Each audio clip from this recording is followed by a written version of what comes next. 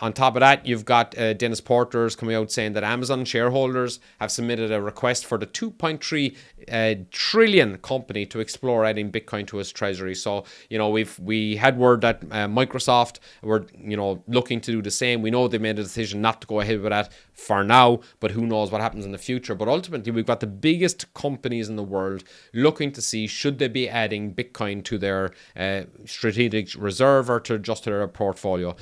Hello and welcome to this week's crypto update. So what's been happening in the market? Well, let's look at Bitcoin first. As normal, it's just there is all talk about Bitcoin this week, the same as has been for so many weeks now. What's happening on the market? Well, let's have a quick look at the chart. You can see now there's a general upward trend here between these two, support and resistant lines. You can see here it started around the 88,000 mark. It's moved its way all the way up now to its last touch point at about 94,500 mark. And on the upside, you can see here it's moved from that sort of 99,000 mark. Bar this one point, I'm going to ignore that just for a second. I'll come back to it. Up to the sort of 102 mark. If it stays in this trend line and it starts to move in between, its next support would be in around 95,000, and resistance there is in around 103. Will it stay between this trend line? I did say a number of weeks ago that I felt, that it would get through the 100 mark, hit 103 or 4. It has hit 104, but that it would come back down below and then trend between 100 and 90. It looks like it's trending, but higher than that. And where to from here? Many people believe that, to get to the 100 mark was obviously a huge psychological round number. It's done that. It's got through it. And where to from here? Likely it might take a little bit more of a breather in between this general range. But once it gets above the 100 mark and uses 100 as its support levels, many people believe from there it'll go to 150 really quickly because it will have got past that really psychological barrier of 100 grand. And the next one is, psychological round number would be 150. So that's the general feeling out there.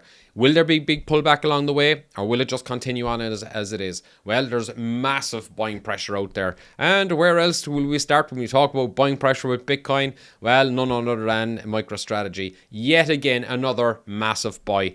This is 5 weeks in a row. This time it's 2.1 billion worth, over 21,000 more Bitcoin added to their Bitcoin portfolio. MicroStrategy now holds over 423,000 Bitcoin. That's more than 2% of all that will ever exist in circulation for Bitcoin. They've acquired 23.5 billion worth in total. They have a net unrealized profit on that of nearly 16 billion. It's just incredible stuff. What have they purchased over the last 5 weeks? Well, these are the other four that they bought, totaling 15.63 billion. It's just incredible buying pressure. This is a continuous buying pressure week on week, not to mention what ETFs are doing as well.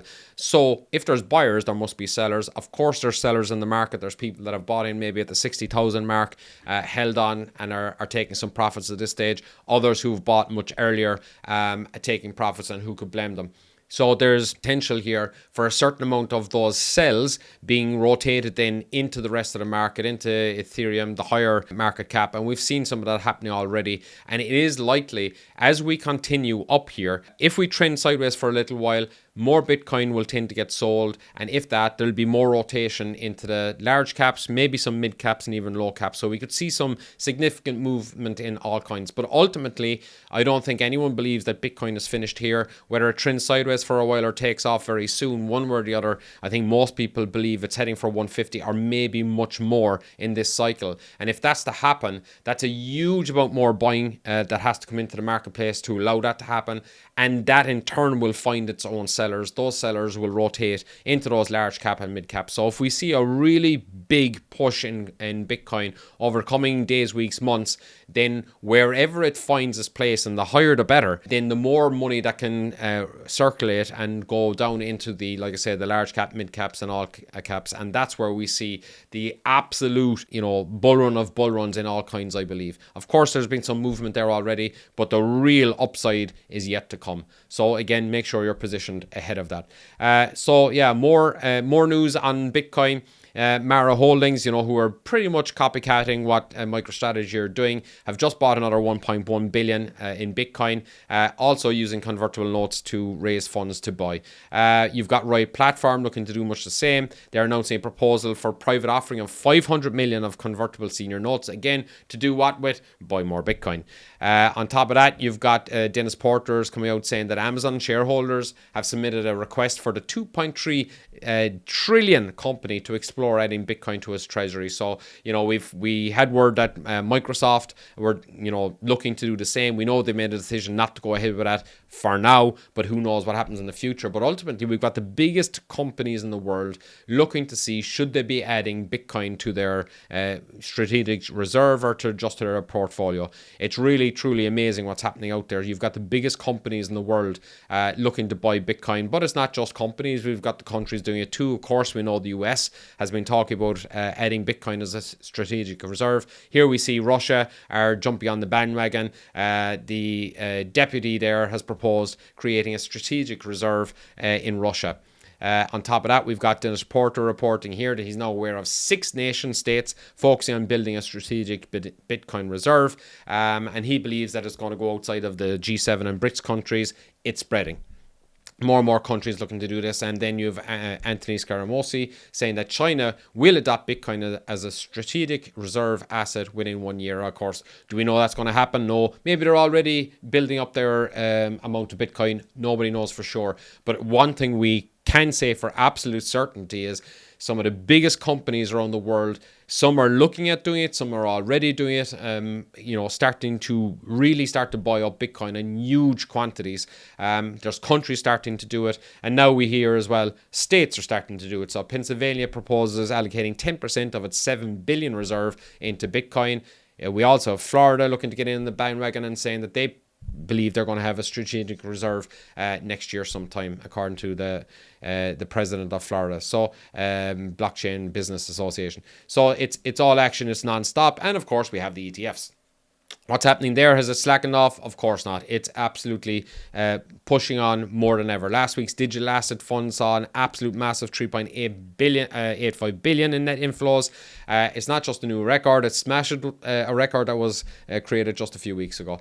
Over 41 billion now having come in that direction. On top of that, Bitcoin, of course, saw the majority of inflows of that 3.85, 2.5 going to Bitcoin. And of course, that's as we're used to seeing. But here's the interesting piece, I believe, is Ethereum had its best week ever, experiencing inflows of 1.16 billion. This is huge.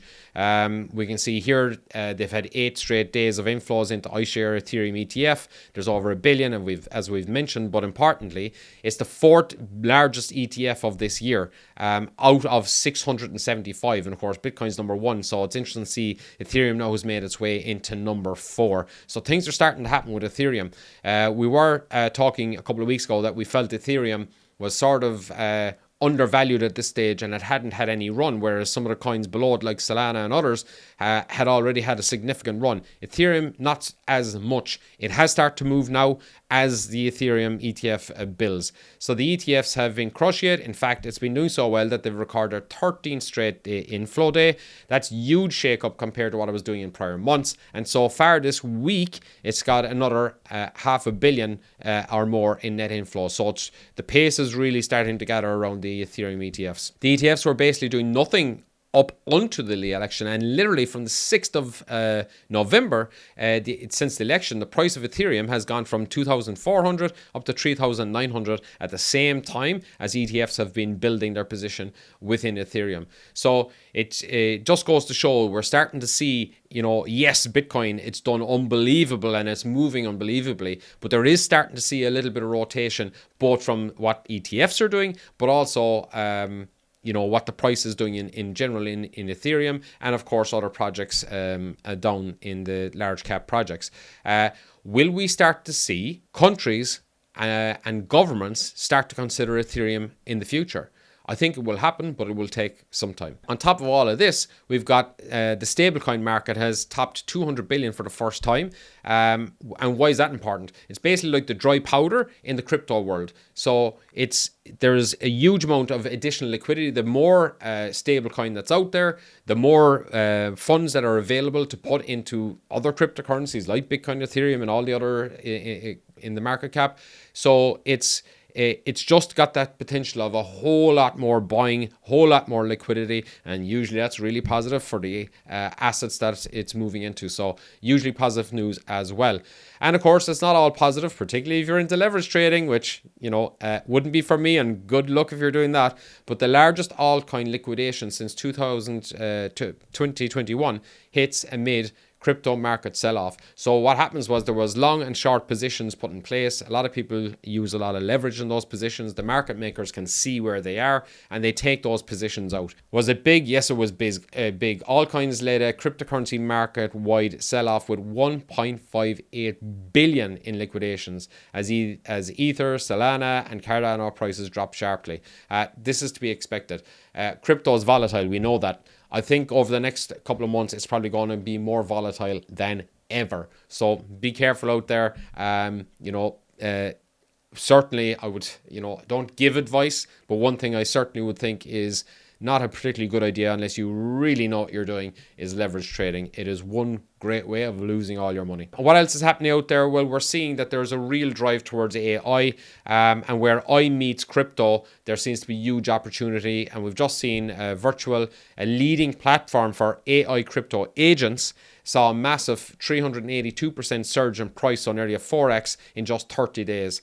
It settled back since a little bit, as you would expect after such a rise, but is it just consolidating, ready for the next pump? So we're seeing these AI crypto agents now getting extremely popular, and indeed some of the biggest companies in the world are looking into this whole space as well, and joining those ranks are Google, who have unveiled an AI agent that can use websites on its own.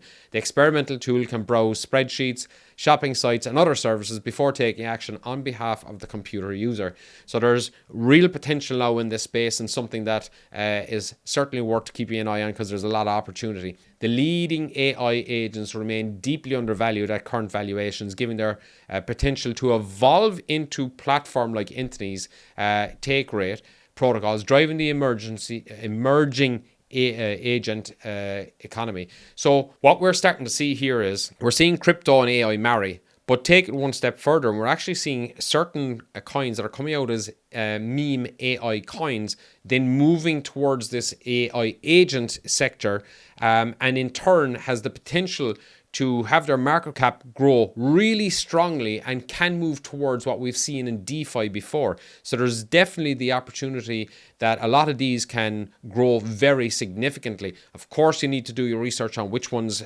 make the most sense. As most people know, I'm not a big meme fan just when it's just got a storyline to it, but this has got so much more. And if these meme coins with the connection with AI and these AI agents combine and they create an actual what could be considered a DeFi platform, then the upside potential for that is absolutely huge and certainly worth looking into. So where to from here overall in the crypto space? Well, we can see Bitcoin is absolutely moving on. Will it hold its range for a while? Is there a pullback to happen, or will it just drive on and, once it gets that support at that 100k level or more, really fly towards that 150k plus mark? Absolutely, really likely. Of course, we can't completely forget the macro environment. We've seen the CPI print, which is the inflation that the Fed most like to look at, and it's starting to climb, and it's been climbing for a number of weeks now, a number of months. And when inflation, their goal has been to get inflation down to 2%. It's actually climbing at the moment and never got, within, that close to that 2%. So you would assume when they're trying to bring down inflation, the best way they do that is by increasing interest rates. At the moment, they're decreasing them, which is playing into the rising of those interest rates or inflation.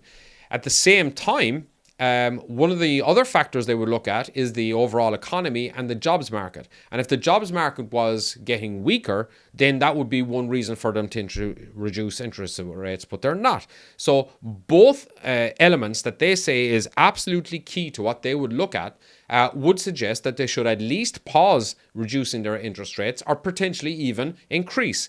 Now, no one is seeing an increase coming, nor do I, but you would suspect that they should pause at this stage, seeing as the jobs are really strong. And if the jobs are really strong, there's more spending going on, which will in turn add to inflation. Inflation is already shown that it is going back up. Maybe that's temporary, maybe it's not, but it's a massive decision for the Fed to make. And despite all of this, the prediction markets are predicting that we will see another 0.25% interest decrease on the 18th, which is the next time they come out with their news. So it seems incredible that they're reducing interest rates into both of these macro environments, but that seems to be what it is. What if they pause? Will that be a shock to the market? Is there a possible pullback there in the back of that? On top of that, we can't ignore the tensions that are around the world and the growing tensions between Ukraine and Russia. And, many believe that they're getting closer and closer and closer to the potential for nuclear war. If we get any closer than it is right now, it's definitely going to have a detrimental effect on the markets. But, of course, much worse than that, will they actually pull the trigger? And so this is, we want to keep an eye on all of that. We won't be too worried about the markets if that were to happen. So at the very least, let's hope that can be avoided. But I suppose the key point I'm trying to get across here is, while literally everything and anything is extremely bullish in the crypto space, it's the most bullish you could possibly hope for.